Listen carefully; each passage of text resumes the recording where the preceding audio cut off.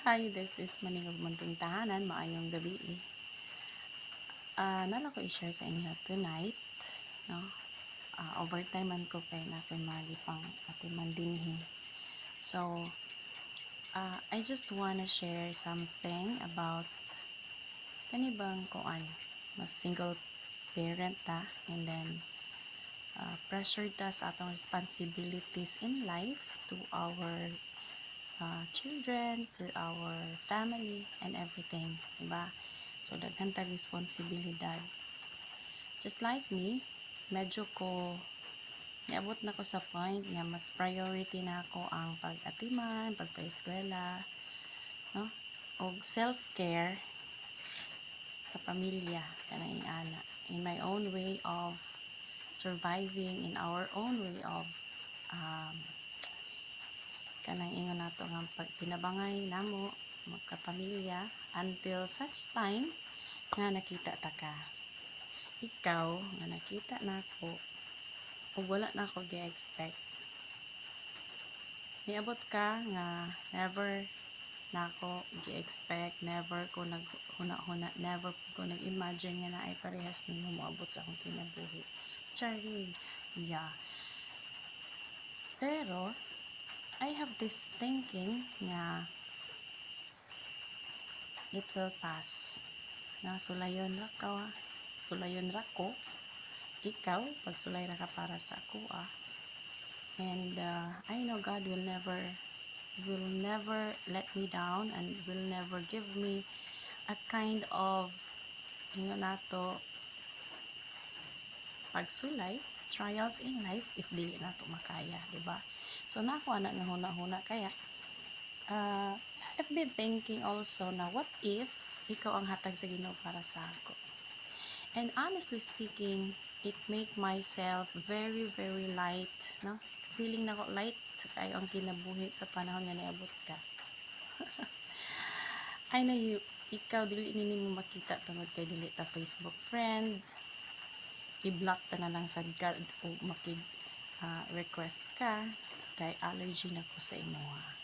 And I am afraid that time will come, no, nga basin o kasulayon lang ko. Naayab at least yung anak nga huna-huna. Basta na ako yung anak. Pero actually, napasalamat gyapon ko sa Ginoo nga naabot ka since lahi ang impact sa imong presence ako. Okay? Lahi ang impact sa imong presence ako. Naging gaan akong kinabuhi, marag simple, dili kay ko burden. Ayan na. And you know what? At the moment, naingon ko nga, no, this is not good. Dito na ako na-feel ang kabugaton diri sa sulod. Bugat kaayo, sakit kaayo. Kung nag-anak dito, ngayon ko nga, live in the present. Kanang, yung anak mag-gina basta mabati tag kabatanon, char. Mabati ta o kanang ingon na to, nga special, no? Something special to someone. Nagitay ingon nga mga kilig-kilig moments, pero at the moment nga ako siyang hingon ko nga denial kay ko nga I have this feeling, no? Niabot ko sa point nga lain ako gibati. But of course, dili na ko na siya gatuyoon, no? Others would be saying na anong until karon wala pa ka mani na ano wala pa ka namin niyo. Of course, galingion ako mga anak and until tingali makahuman sila, something like that. But I'm too old. Mabot na sila nga time. And matay mahimo kung hingon nato nga pagbuot sa Ginoo.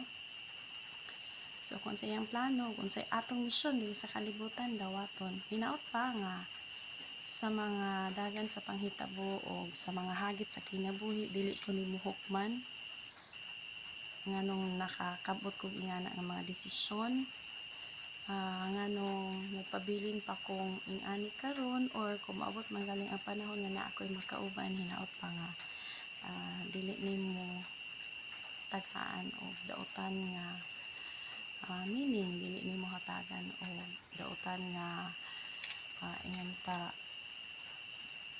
mga negative ideas kasi dili kay ko ganahan.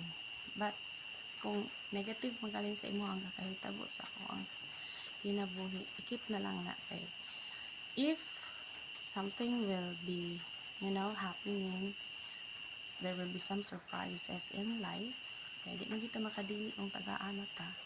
So manifesting na lang ta nga meron. Joke no. Labad akong mat karon day.